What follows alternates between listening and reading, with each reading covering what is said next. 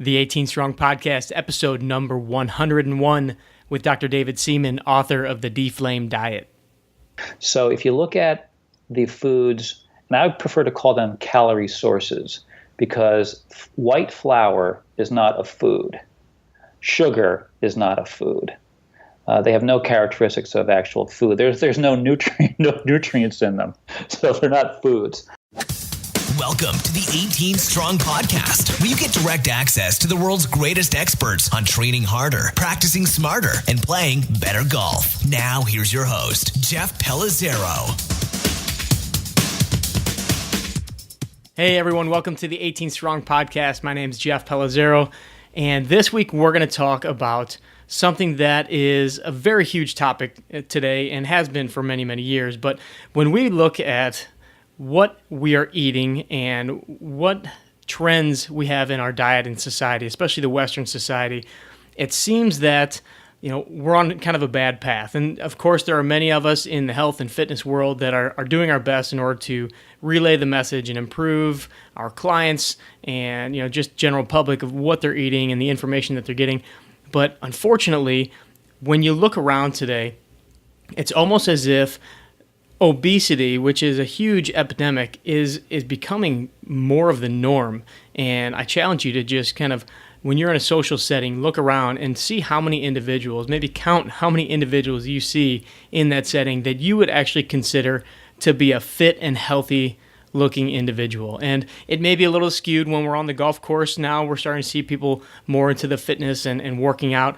But when you go to your everyday average mall or any place where there's a large population in public, you're going to see a lot of people that are overweight, and it's just kind of natural fact these days. And the even more sad piece is that we're starting to see a lot of children that have issues with their weight and obesity, and it's becoming a little bit more accepted and is the norm, and that's not the way that it should be. And to me, I will never accept that. And so what we're going to talk about this week is, a lot of the talk about food and diet revolves around weight loss and, what the food does, with calories in, calories out, how much we're working out. But the other topic that we need to talk about is, what does this food do to our body? So the processed food or fast food or whatever we're eating, what is it doing to the underlying system that we have? What's it doing to our engine? And we hear the term inflammation a lot, and that food's inflammatory or this joint is inflamed, but what does that really mean? And so this week on the show we have Dr. David Seaman, who is the author of the Deflame diet. And Dr. Seaman received his bachelor's in bionutrition at Rutgers, then went on to New York Chiropractic College, where shortly after graduating, 30 years ago now, he took classes that delved more deeply into pain mechanisms and realized that food-related chemicals actually cause inflammation and stimulate pain fibers. Pain fibers are known as nociceptors. Dr. Seaman has since written 2 books on the subject, one including his most recent book, The Deflame Diet, which really delves into the topic of nutrition for pain and inflammation. Originally, I've heard of Dr. Seaman from the World Golf Fitness Summit in 2014, and he's going to be speaking at the World Golf Fitness Summit in 2016, which you may have heard Dr. Greg Rose on our last episode, which has been by far one of the most highly downloaded episodes of the 18 Strong Podcast. So if you didn't listen to episode number 100 with Dr. Greg Rose, go back to that one. But he talked about Dr. David Seaman and all the research that he's done looking into the effects of nutrition and inflammation. So in this episode, Dr. Seaman is going to talk about several things. A couple of them, just knowing what are 3 basic things that you need to stay away from that will completely change and overhaul your diet for the better, change the way that your body responds in an inflammatory way. And this can all have huge effects on the way that your body feels, the energy that you have, especially out on the course, the energy you have in your daily life, in your job. We all know that we want to play this game for a long time, and the diet choices you make today can definitely have a huge impact on that. Another thing we're going to talk about is why, organic foods is a huge topic these days, but why Dr. Seaman says that that's not always the main concern when it comes to the foods that you're eating, whether it's organic or whether it's not, what that quality is. Sometimes it has more to do with what the ingredients are. And I'll let him explain that because he gives a very good example of that. And then lastly, we talk about a couple strategies for you personally to take with you when you're out on the road, or maybe you only have the option of a fast food place to go to when you're traveling, or especially when you're at the course, you're hitting the turn. Usually golf courses don't have a great buffet of foods like a Whole Foods or something like that, and you've got very limited choices. But Dr. Seaman shows you how you can deflame your diet even on the golf course. There's a lot of actionable advice that you can get out of this episode, and you can start implementing right away. So let's go ahead and bring him in. Dr. David Seaman, welcome to the 18 Strong podcast, and thank you so much for coming on today. Thanks for having me. Absolutely. So my first introduction to you was at the World Golf Fitness Summit in 2014, Carlsbad, California.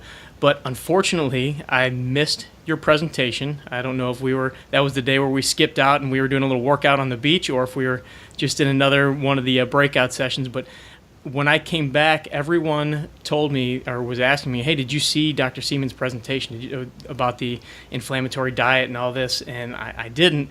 And first of all, they said that your presentation was great information-wise, but also that you were very entertaining as well. So I thought, this is a guy that I have to get on the show. Very timely now that you have your new book out, The Deflame Diet, Deflame Your Diet, Body and Mind. So first of all, give us a little insight on just you and kind of actually, let's go back to this. Is there a person or an experience or a book back in the day that maybe kind of led you to where you are, or was very influential in getting you to where you are? And then we'll dive into the inflammatory process and the book and all that. Yeah, there was a pivotal moment in my life. I just graduated from chiropractic college. And since you're a PT, you may recognize his name, you may not. This is kind of like a couple generations ago, but he was retired. He's a British neuroscientist. His name is Barry Wyke, W-Y-K-E. Does that ring a bell? No, it doesn't. Okay, so he was one of the early friends of spinal manipulation and massage therapy. So he was a friend to chiropractors and massage therapists back in the 70s and 80s. He was writing articles about how manual therapy stimulated the mechanoreceptor system to inhibit nociception and pain. And I graduated from chiro school in '86, so I listened to him because he was retired by then. Had published most of his papers and chapters by then.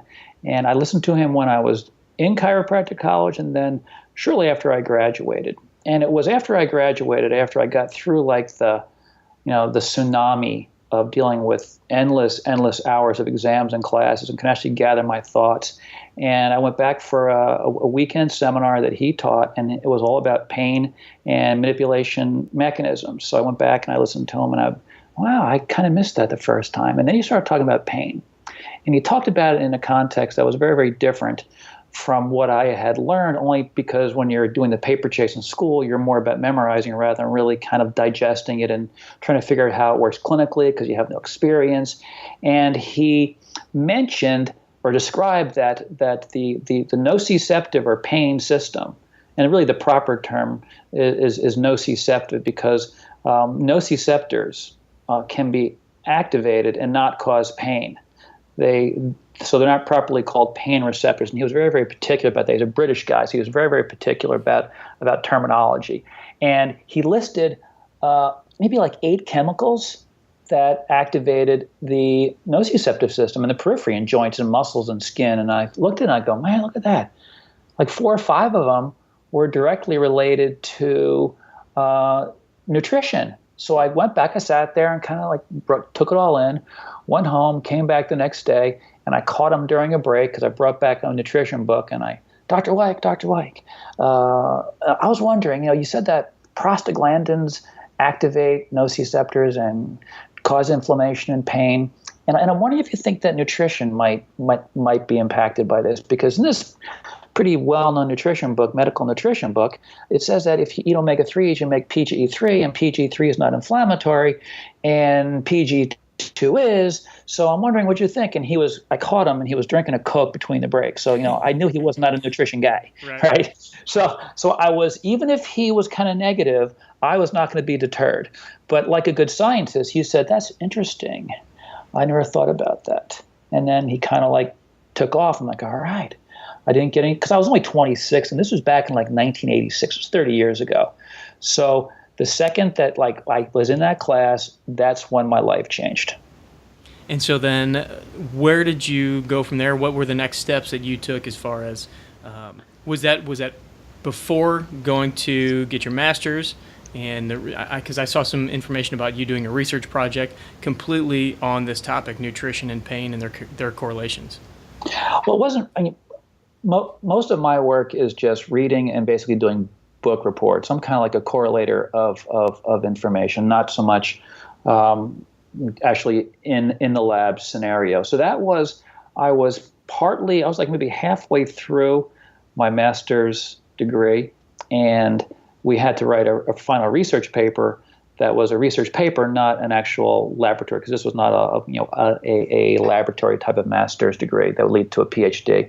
Gotcha. And so I was halfway through, and that just got me into focusing on, because I was in practice treating patients, they're all in pain, and I'm like, this pain thing is pretty big, obviously. And as you remember, I would bet that in your PT education, pain was just part of your thing, and then you learn therapy, and then pain is kind of like, you get into practice and you got people in pain, but there was a disconnect between the pain science and the pain and the pain learning and treatment and understanding how they work together in the clinical sense. Was that your experience? Yeah, it absolutely was. It was just kind of like, here's the pain, kind of go attack it and treat it. And it was very segmental, not even so much the holistic approach of looking at other parts of the body. And definitely, we never talked about nutrition. At least I don't remember. Maybe I wasn't paying attention at that point, but it must have just been glanced by if we ever did. But I never remember talking about kind of the holistic way that we experience pain and how that plays out both in the acute setting and then also chronically. Well, I would say that for the most part across the board in healthcare, it continues. And then you have pain scientists who are very, very detailed, and they get into some of the work, but it often does not bleed back into the basic science education. So then I did this research project on pain and nutrition, and I just connected pieces because there was no really – the best work back then would have been research on ginger and turmeric and similar botanicals that showed a inflammatory reduction effect. And so you kind of had to make connections. And then the omega-6s were pretty clearly connected to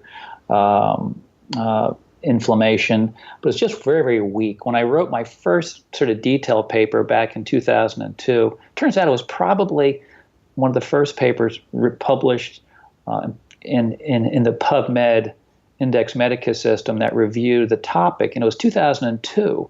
Before that, it was just piecemeal stuff.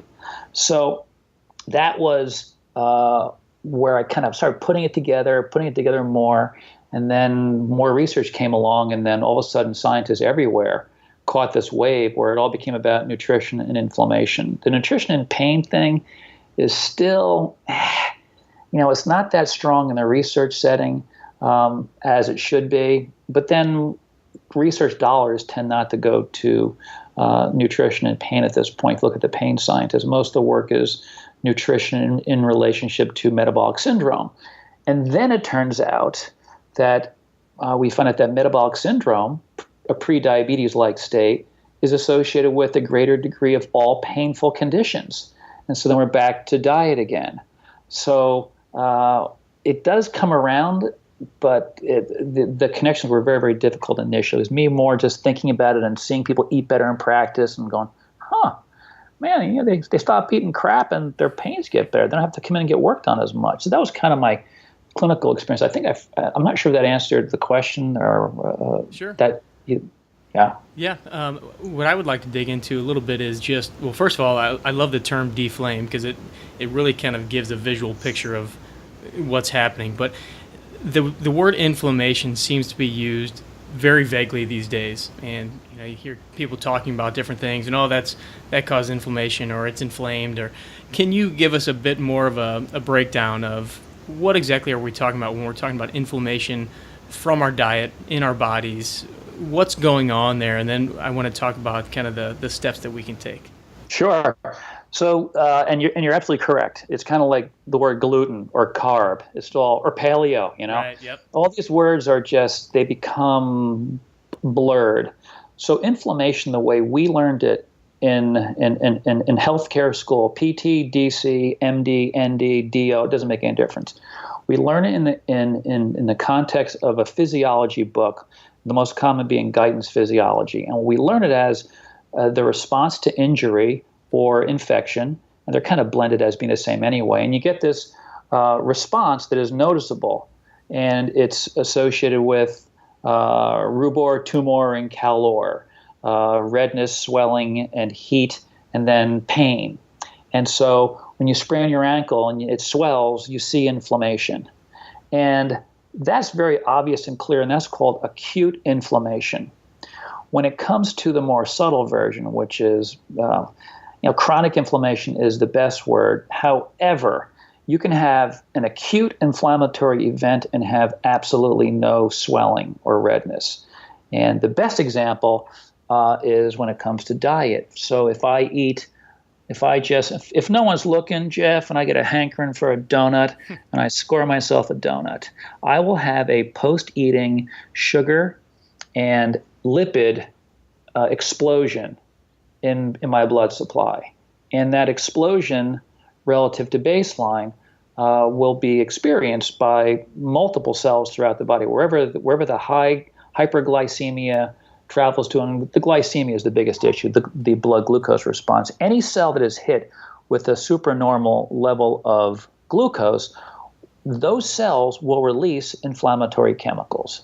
And so the easiest way to visualize this is the pancreas. And everyone thinks about the pancreas in terms of diabetes.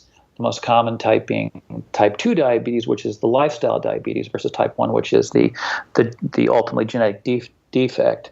So type 2 diabetes, we think of our pancreas responding to this high blood glucose from meals by releasing lots of insulin. Well, and that's generally correct, but the insulin-producing cells in the pancreas, they're called beta cells. Those insulin-producing cells produce insulin because they experience a barrage of blood glucose. Now, if the glucose is excessive, those same beta cells that produce insulin also produce inflammatory chemicals. So anytime, and so the 18 strong squad is probably pretty strong and fit. If you go and eat a donut or 2 or 3 or 6, you will have an acute inflammatory state systemically and in your pancreas, vascular supply, everywhere will be an acute inflammatory state, but it's like a low-grade version. So the acuteness is just the immediacy of it. Right. It's just not obvious. So you won't go, that donut was good, but man, does my pancreas hurt.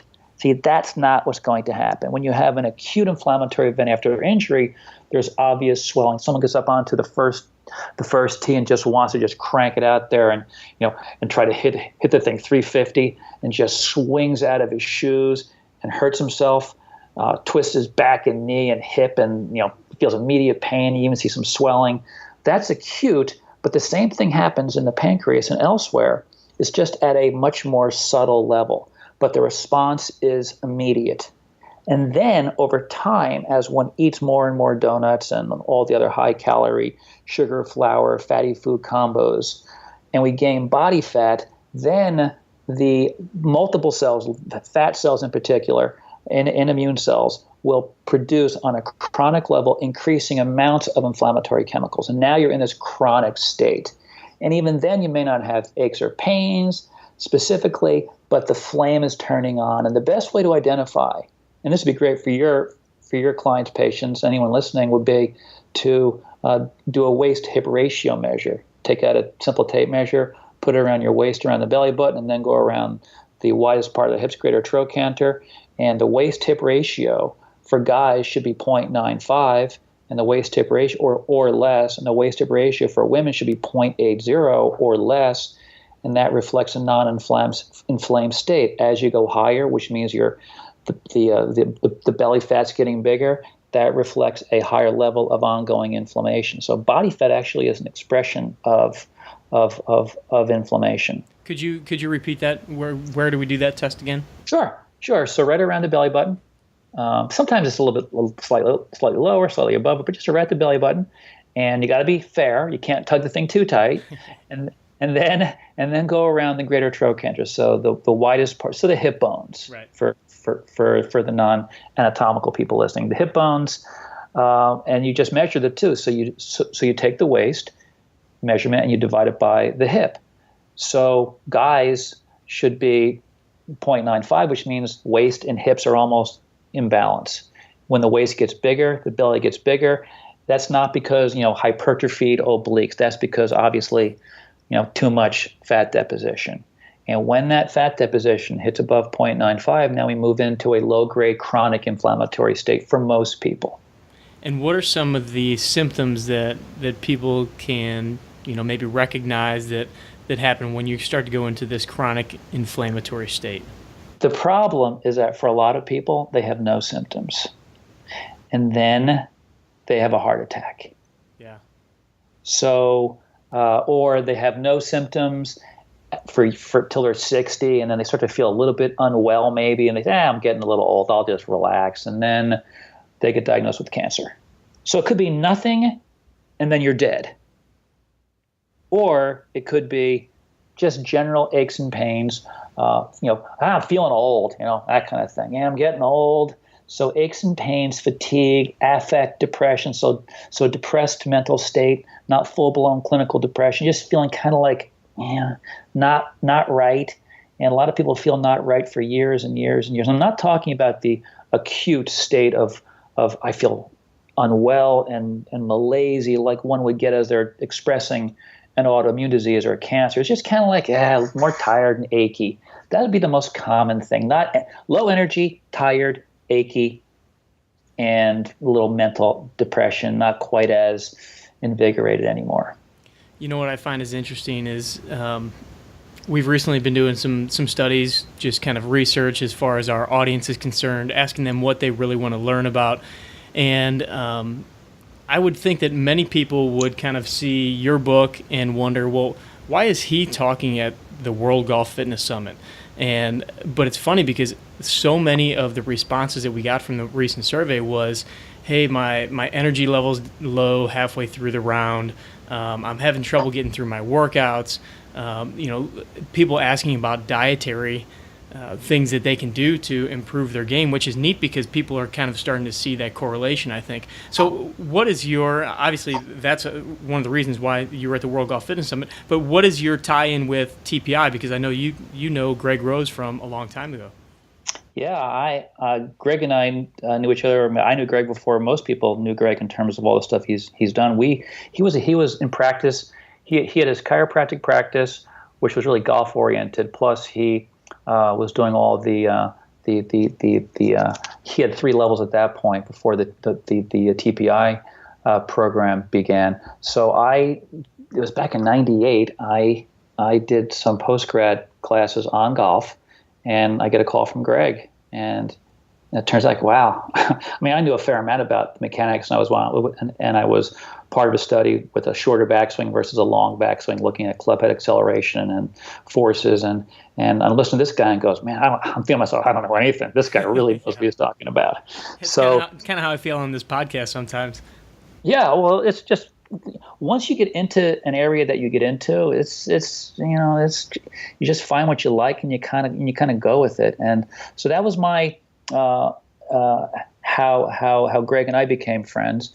And then he knew that obviously there's a nutrition interest in the TPI crowd, and so we've got a handful of people who are nutrition oriented who are on the advisory board, and for the most part it's motor training and exercise and rehabilitation, which of course makes sense. But when you look at nutrition and you look at people as they age, it's impossible not to tie them together. When you think about it also, and this is something that is really difficult. It's actually easier for a non-healthcare professional person to get. It's more difficult for us, particularly chiropractors and physical therapists, and I think orthopods, because when we look at the musculoskeletal system, we see muscles, we see joints, we see bones, we think of fascia, and so we think of them as structure.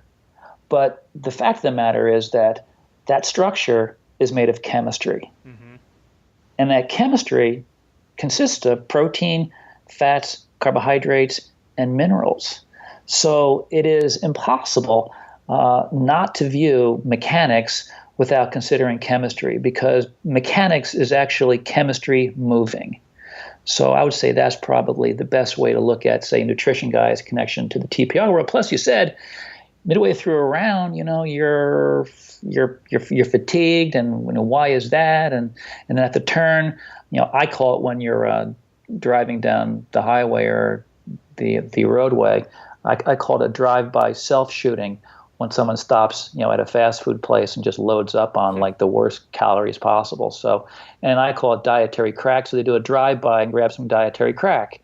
Well, you can do that anywhere. Like, I fly a lot, and I was in the airport this past weekend in Tampa and waiting for the plane, and I walk over to get a bottle of water, and what do I see? I see dietary crack everywhere. And 500 calories for some cheese bun thing, sugar, flour, refined oils, and cheese. And it's everywhere. It's so amazing. Yeah, and those are very often the calories that are at the turn when one is playing golf.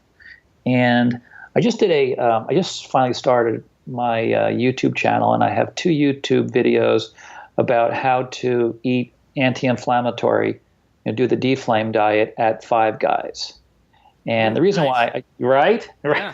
The reason why I chose Five Guys was just by chance, I was in the Atlanta airport one day, and I got this whiff of Five Guys stuff cooking. I'm like, oh man, let me just walk over. No one's looking. Let me just go check it out. So I walk over there, and I see in the bottom, we serve this everything bunless. So I go, huh? And you can get it all the way. I'm like, what's all the way? And they got mushrooms and onions and lettuce and tomato. I'm like, huh, all the way. All right, so I'll do a double bacon cheeseburger all the way, no bun, extra everything vegetables. And she goes, would you like French fries with that? And I said, come on, seriously? I'm getting one of these things without a bun. Why would I destroy the whole deal by getting fries? Okay, would you like a soda? A soda? No, give me water, you pusher. Give me water. Right. So might as well be on a street corner. Right. So this video, I just kind of counted up the calories last week or so when I did this. And if you do a double bacon cheeseburger all the way with extra vegetables, or because vegetables basically have no calories, it's about 660 calories for a double bacon cheeseburger. If you get a single double bacon cheeseburger with the bun, it's 630 calories, because the bun itself is 300 calories. Oh my God. And if you get regular fries, 950 calories. So the fries and the bun add 1,200 calories. So at the turn when someone's playing golf, give me a hot dog and some fries. So that could be 1,000 calories at the turn. And the average guy who's playing golf, when they're just riding in a cart, they burn about 800 calories. So a dude will take off, right, early, and maybe eat something at the clubhouse, cup of coffee and a Danish or 4, and hop in the cart, right, and go, and then another 1,000 calories at the turn. The guys are already consuming close to 1,500 to 2,000 calories, and he hasn't even got back to the clubhouse for dealing with the misery of their bad score and having a couple beers and some pretzels. And then they go home and they have like 4,000 calories in a day when they play golf potentially. And so they're flaming up while they're playing, they're gaining weight while they're playing, and it's very difficult, obviously, to move your trunk and your hips effectively if you're putting fat mass around your belly. When you put it that way, you really break that down. It's incredible, because I've had clients and like, come on, man, really, the bun? How bad can the bun be? Or right? Little fries, there's nothing else at the turn except for the little, the nuts and the gold. I'll do the nuts and the goldfish crackers, Right. It's like, so let's dive into some of the foods, because I know that there are particular foods that are very much the inflammatory foods, and then there's some that people may not even know about that are better for them. So what are some of the top things that we should stay away from, and then what are some of the best things that we can be adding into our diet? Really the best way to look at it, because food, like politics, is very emotional, extremely emotional.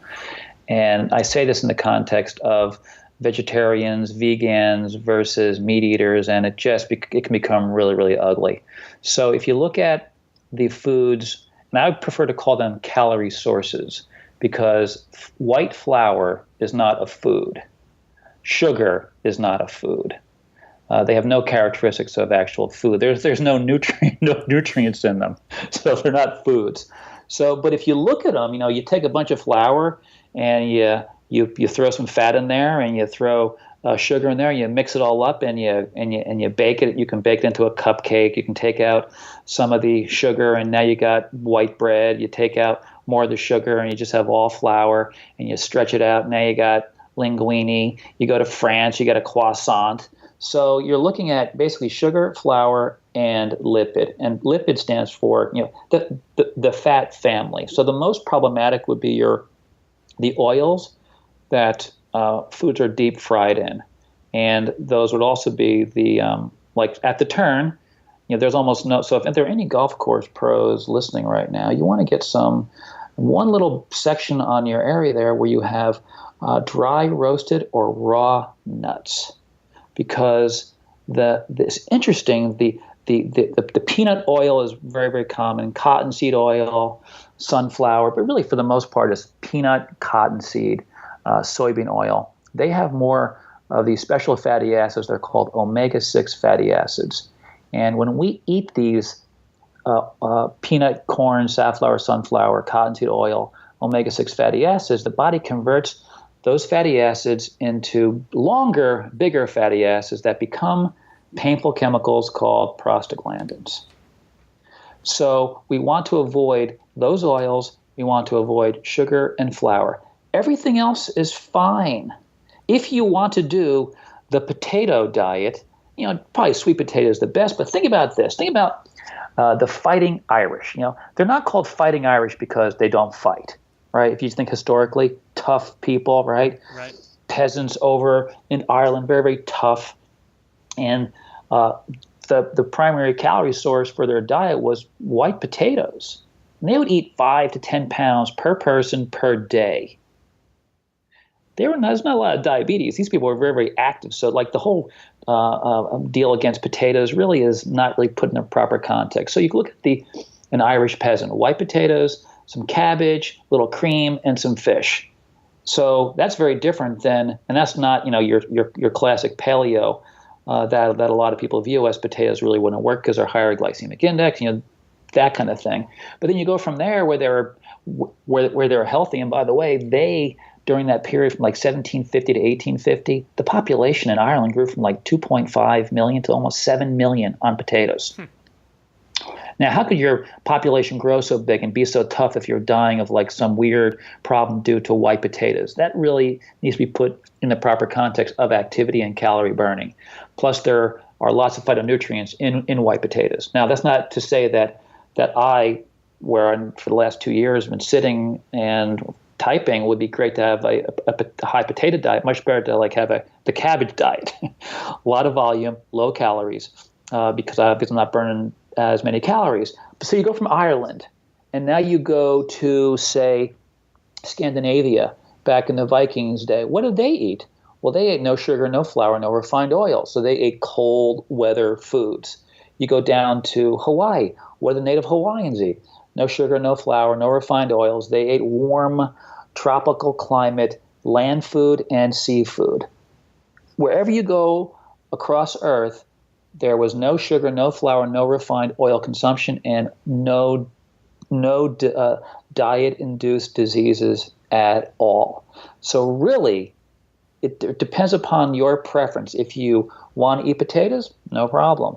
How much potatoes should you eat? Well, you shouldn't just do the potato diet. We want to make sure that our waist-tip ratio is proper. In Chapter 9 of the book, I have a whole series of inflammatory markers that someone can measure. You want to eat, if I was to do the potato diet, I'd want to make sure that my blood glucose fasting is below 90, and then postprandially well below 140. And then I know that I'm not hitting myself too heavily with potatoes. Now I'm focusing on potatoes just because that's a malign food.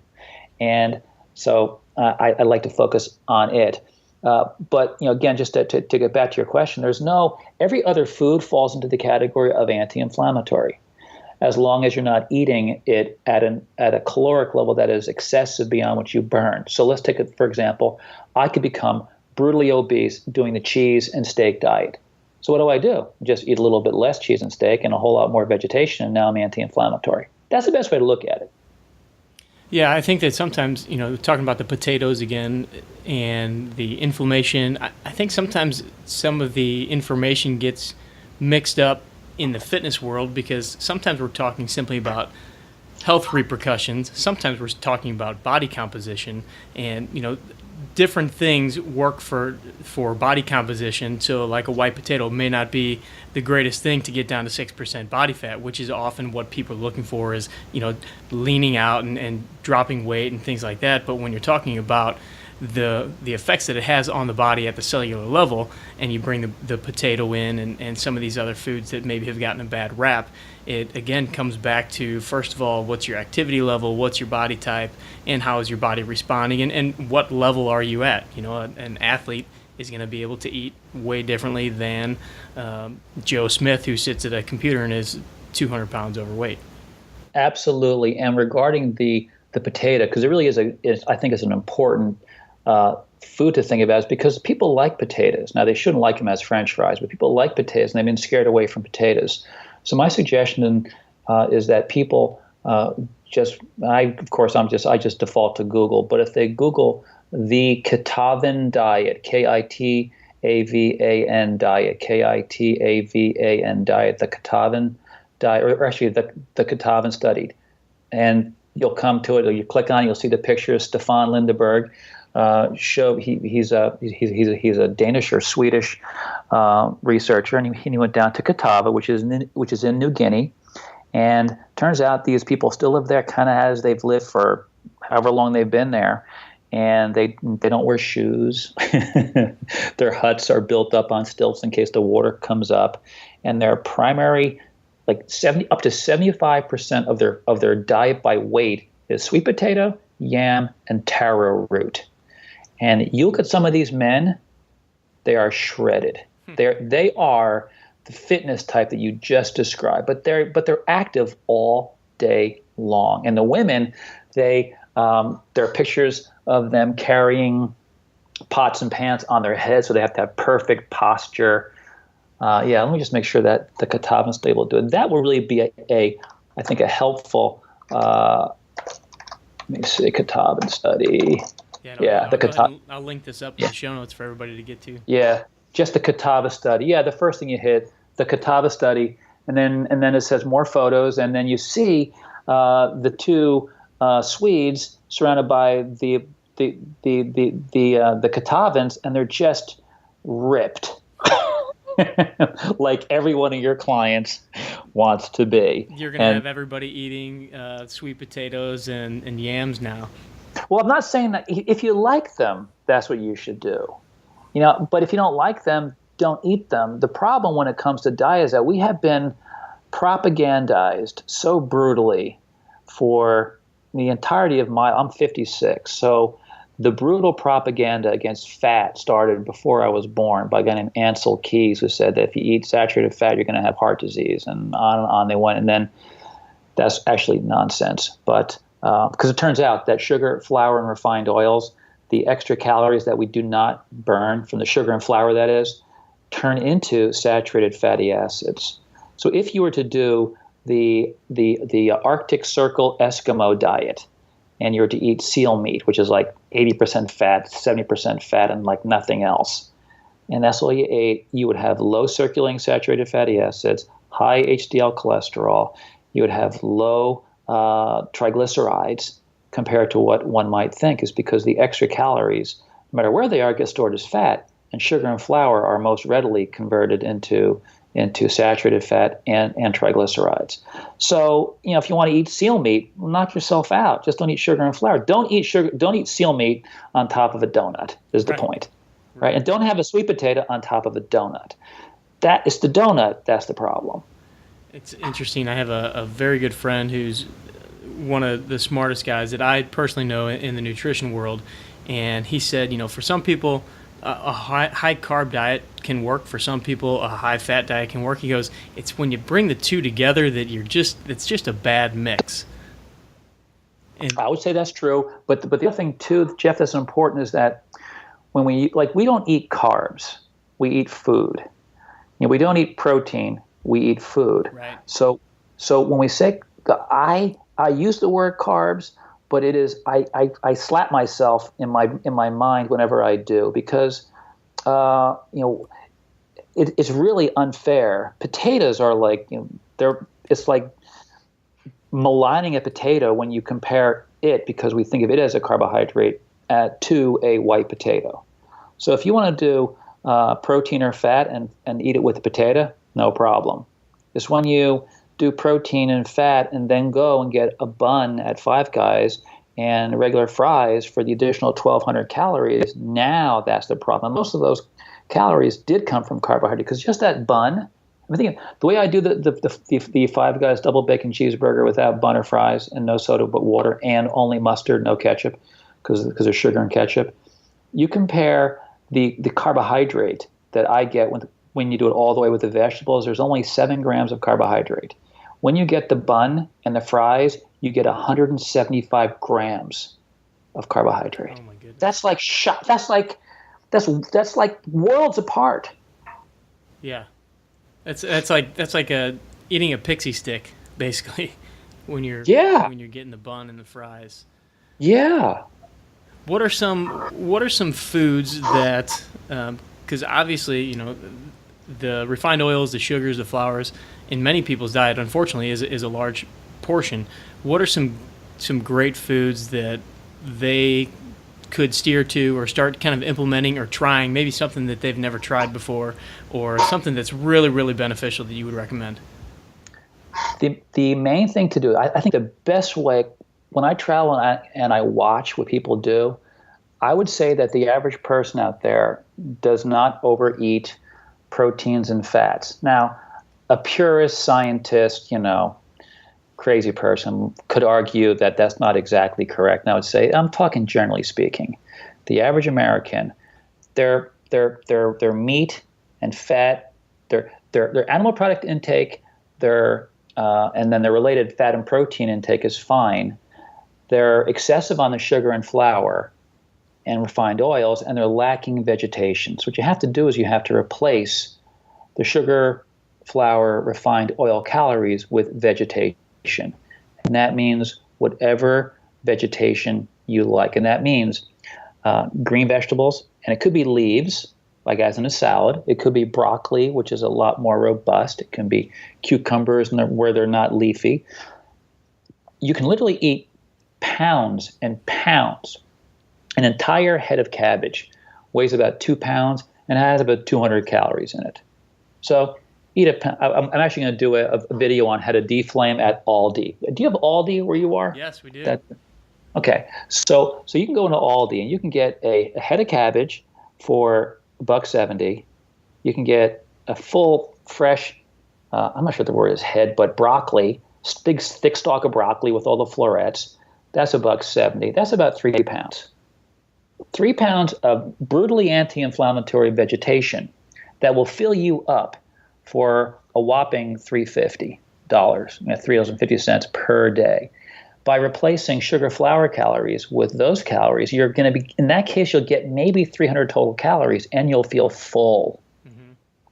So the idea is to replace the pro-inflammatory sugar, flour, refined oils with anti-inflammatory vegetation. So green vegetables, fruits, and if you're worried about glycemic issues, the best fruit is going to be grapefruit and berries.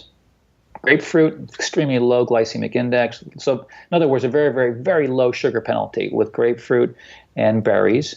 and put cream on top of berries if you want to. You can take heavy cream, just whip it with no sugar, and just put that on top of berries to make up for the calories lost from eating no sugar, no flour. Because the average American eats, in my book I show a table that shows 20% of calories come from sugar, another refined carbohydrates in the sugar category, others would be refined carbohydrates in the flour category, and then oils about 60%.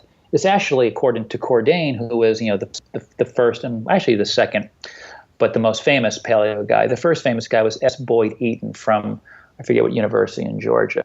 And then, but Lauren Cordain is, the paleo master and just has done magnificent work. So his paper that brought him the most notoriety was published in 2005, and he and his colleagues broke down the average American's calorie intake, and 56.6% of calories they estimated back then, 2005, came from sugar, flour, and refined oils.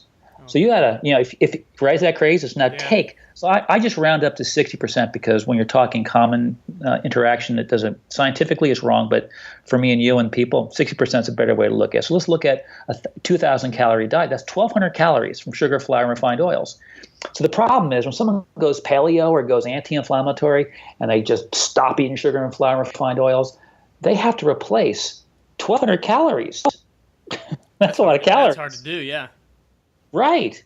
So what can happen is they can feel like they're starving. They'll feel shaky, and and they'll think, well, I just must be detoxing. No, you're starving. You can't go from 2,000 calories to 1,000 calories and feel awesome. It's impossible.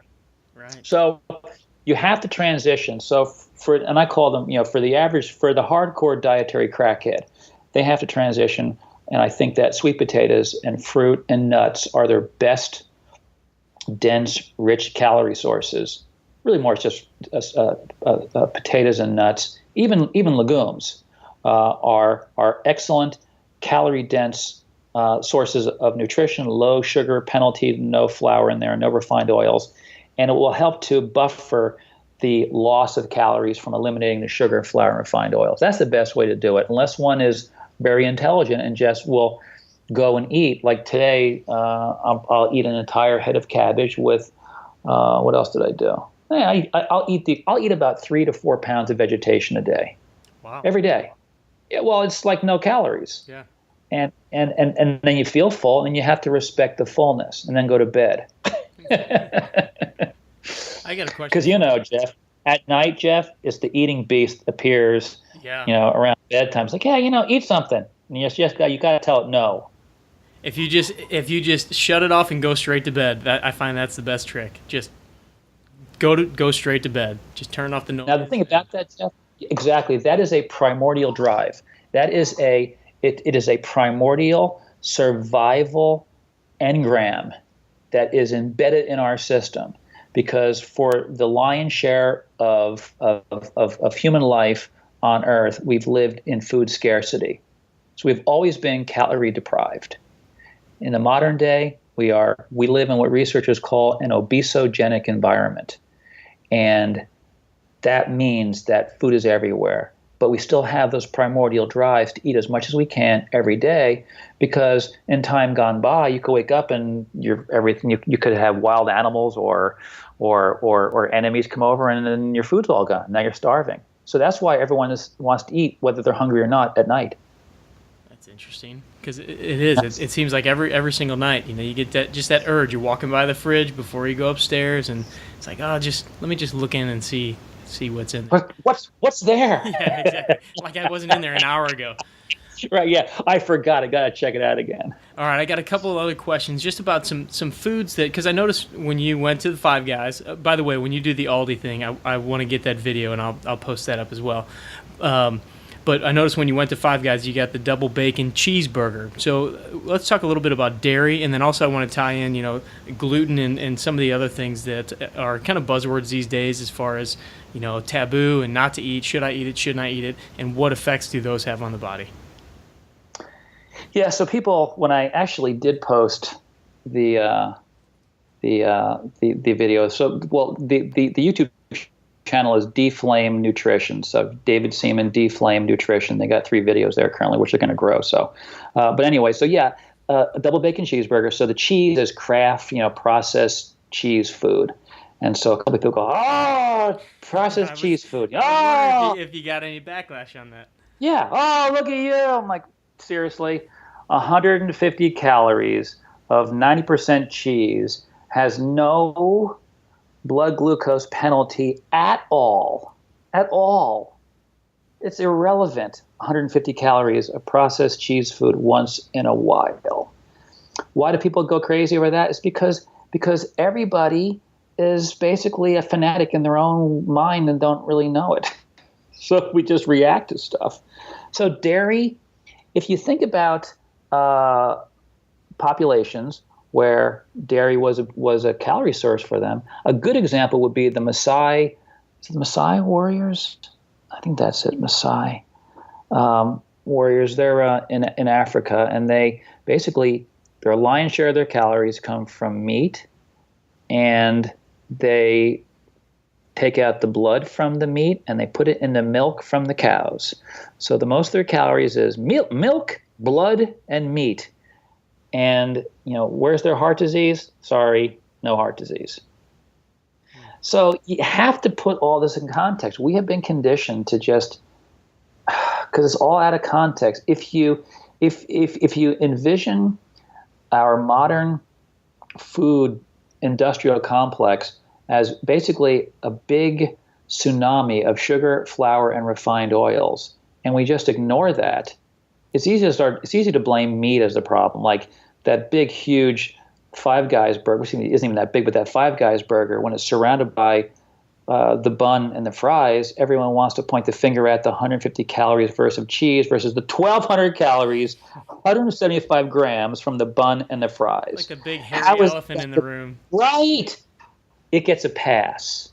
So dairy is an irrelevant calorie source when it comes to having a pro-inflammatory potential for the average person, unless they have an allergy to it, as long as the caloric intake is more condiment in nature, a couple hundred calories per day. You don't have to eat it, but dairy, if you think about, the folks in Wisconsin, dairy farmers, right? You think about Pennsylvania, the farmers there, dairy, and they're drinking milk, eating cheese, and they're out there working, and they're eating vegetables. There's no sugar, no flour. They live forever, right? So dairy's not a problem. It's just that when you add dairy, when you put heavy cream on a donut and you blame the heavy cream, that's what we've been conditioned to do.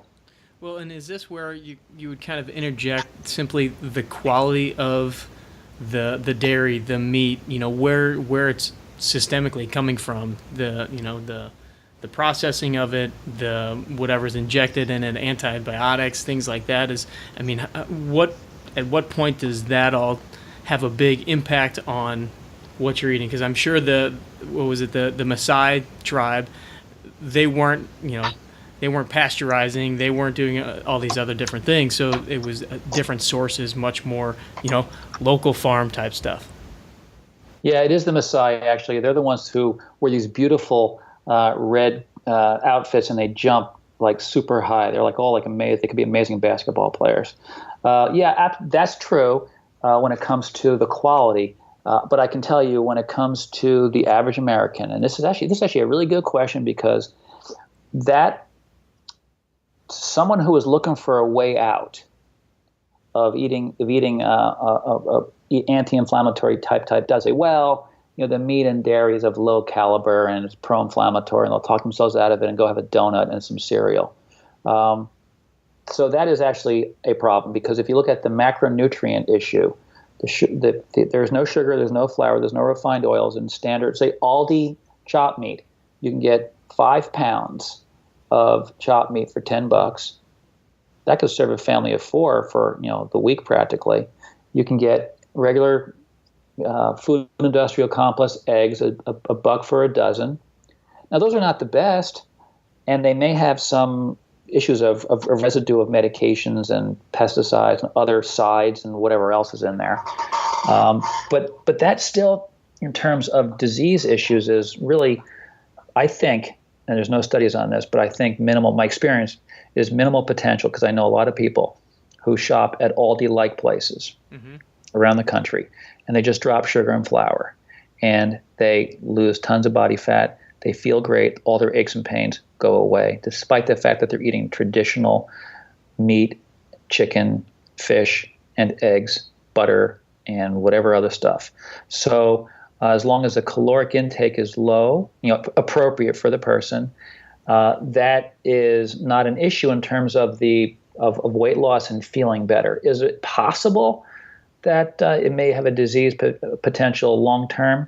I would say yes, but what's worse, to be an obese 30-year-old on a golf course, belly so huge can hardly swing, doing fries at the turn, or having chopped meat at Aldi? Seriously, There is no comparison. No, I think that's a great point, because I think that many people do kind of find themselves in that situation, and obviously there's always a debate on, how expensive organic food is and things like that. But if you kind of look at it in a bit of a hierarchical setting, if you can afford it, if you can do it, by all means go for the higher quality stuff, but don't use that as an out to go get the bag of chips, or to get, to fill up on, Bunny Wonder Bread or whatever it is. So I like the way that you put that. It's still the ramifications most likely are less, even if you're getting not the greatest of quality, but you're choosing those macronutrients over these other, the refined oils, the sugars, the flours. So I think that's a great point. People can be shockingly anti-inflammatory and healthy by shopping at Aldi, and I encourage all of our students to, because they're right next to the college where I am. There's an Aldi. I said, dude, you got people. You must, young men and women, you must shop at Aldi. You can literally get, these are broke students becoming chiropractors, and for $10 they can get 5 pounds of chopped meat. Man, that's amazing. For $2 they can get 24 eggs. They can get bacon cheap, and they can get pounds and pounds and pounds of vegetation. 5 pounds of red potatoes for like $3. I mean, they can live like kings and be broke. Yeah, I remember being introduced to Aldi in college and thinking that the lady ran me up wrong because the price was so cheap. But even now, Aldi, and I believe Aldi is some kind of a branch of Trader Joe's, and they're getting in a lot of good organic produce and veggies and things like that too, that again are much cheaper. I mean, we have one not too far from the house, so that's sometimes our source of vegetation when we go and get it from there. Yeah, I do a lot of juicing, and I just like to juice organic stuff just because I envision pesticides. I don't know if it's true or not, but I don't have any kids, so I'm like, I'll get organic stuff when I juice it. I don't really care. But if I was on a budget, I would just get the stuff from Aldi and not worry about it, because again, I'm not going to die from pesticides from cabbage compared to sugar and flour and who knows what else, high fructose corn syrup and endless omega-6 oils and other things. So the penalty by not going organic is far less than the penalty of living on French fries and the like. That's a great point. All right, I just have a few questions to wrap us up here. First one is probably the most popular question on the show. Are you more of a Caddyshack or Happy Gilmore fan? It kind of depends upon my mood. I actually, if I had to pick one, I'd probably go Caddyshack. Any particular reason? No, it's very emotional. It's like food. Yeah, I don't have a good. I'd probably say my favorite is probably Tin Cup, actually. I've had a couple people throw that in there. Yeah, so I'll go Tin Cup. If you had the chance to walk 18 holes with anyone, past, present, future, and doesn't necessarily have to be somebody in the world of golf, who would it be, why, and what course would you play? Well, when I went through my book, doing it the last 2 years, looking at, I get into the history, like I get into a little bit of European history and where potatoes came from and tomatoes. And so I studied world history, U.S. history a little bit. So I would play with, I'd play with one of the presidents, and it depends upon who would say yes. And to me, the most pivotal two presidents would be Woodrow Wilson or JFK. And they both actually played golf. And apparently Woodrow Wilson played like 1,000 rounds of golf during his presidency, which was fairly tumultuous with World War I. So I'd like to ask these guys various political economic questions. So I would play with either JFK or Woodrow Wilson. It would depend upon who would tell me the truth if I asked them the questions. And where would we play? Well, before the Masters course, I just had draw a blank. Augusta National. Thank you. God, I'm just drawing. So before Augusta got tree lined, Augusta was really cool looking when you had fans. Otherwise, it was really, really wide open if you're just there kind of by yourself. I was there one year, got there early, and it was just wide open before they put all the tree line stuff. So now that it's tree lined, I'd play Augusta with Woodrow Wilson or JFK, and if I couldn't play Augusta, it would be Pebble Beach. Very nice. One question that I was going to ask you before, and I kind of forgot, was just when we're talking about all the food and diet, there's so many different documentaries out. Anybody that has Netflix has documentaries upon documentaries at their hands. Are there any good ones that you've seen that would kind of touch base on some of the things that we've talked about? Three of them. For the food quality, they want to watch Food Inc. And for any dietary crackhead who's listening, who's just like now starting to like twitch at the thought of no more French fries, they should watch a movie called Fathead, the movie. It's about a guy who loses weight eating at McDonald's mostly for 30 days by controlling his carbohydrate load and it's not just, it was McDonald's gives you the carb, fat, protein breakdown. So he kept it at 100 grams of carbohydrate or less, which means he ate only 400 grams of carbohydrate or 400 calories of carbohydrate per day, and he lost weight. That's an excellent movie. And then the other one for the more hardcore deflamers would be Fat, Sick, and Nearly Dead. It's about an Aussie or a New Zealand guy who comes over to America, starts in New York City, is there for 30 days, drinks only juice for 60 days. Shreds down, aches and pains goes away, and he goes across America, and he encourages other people to what he calls reboot their body and their diet by just going on juice. Now, I'm not saying to do that, but that gives you sort of a wide range of how to eat healthy, eat anti-inflammatory in the confines of our obesogenic environment. Gotcha, perfect. I knew you would have a couple good suggestions. There's so many out there that I have trouble remembering the titles of the different ones, so thank you for that. All right, and then last one here is, we're halfway through 2016. We'll be moving into 2017. You have your new book. What has you most excited, and what is your mission with this book and as you're moving forward?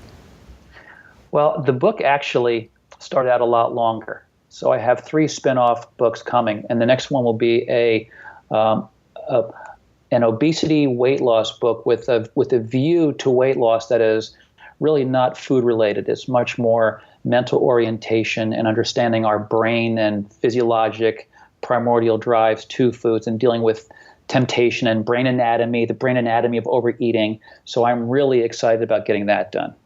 That sounds amazing. And then where can the 18 Strong audience, where can they find the book? Where can they find more information about you and the Deflame diet and everything that you have going on? Well, deflame.com is the website. So it's DEFLAME.com. That's the website. The YouTube channel, which is growing, so I need more subscribers. Deflame Nutrition. Facebook is... What is Facebook? I think I'll find it. I'll link it up. and for Twitter is @DeflameDoc. Excellent. Yeah, as I mentioned, I'll have all this stuff linked up in the show notes so everybody knows where to go, where they can find you. So, Doc, I just want to say thank you so much for coming on the show. It's been a pleasure talking to you. I didn't get a chance to see your presentation. Are you going to be at the World Golf Fitness Summit this coming year? Yeah, will you be there? I will. Excellent. Well, let's meet up then. Yeah, I'll be there. Absolutely. I'll bring your 18 Strong t-shirt in hand. Great. Thank you. All right. Well, thank you so much for coming on the show. I know that everybody's going to have some questions for this, so if it's cool with you, I'll maybe forward a few questions on, or we'll be in touch with some of the things that they have questions about, and we'll go from there. But thanks again for coming on the show. Thank you, Jeff. Take care. All right. If you want any more information on Dr. Seaman, you can always go to 18strong.com/David-Seaman. This is episode number 101, so you can find it by searching that as well on 18strong.com, where you'll have all the links to the deflame.com, the Deflame Diet book, and some of the other resources that we talked about in the episode, as well as that video that he mentioned going to Five Guys Burgers and deflaming his diet while he was there. So I'll give you a few strategies that you can use while you're on the road. Again, if you haven't subscribed to the 18 Strong podcast, you can do that in iTunes. And if you haven't gotten your hands on the Bogey Proof Workout, the Golfer's Guide to a Bogey Proof Workout book that we have available for you, go to bogeyproofworkout.com, where you can get your hands on either the print copy, the Kindle edition, and it also comes with resources, including a full 4-week workout program with videos included, nutrition instructions, and a lot more resources. So head on over www.bogeyproofworkout.com. Thanks again for joining me on the show this week. Train hard, practice smart, play better golf.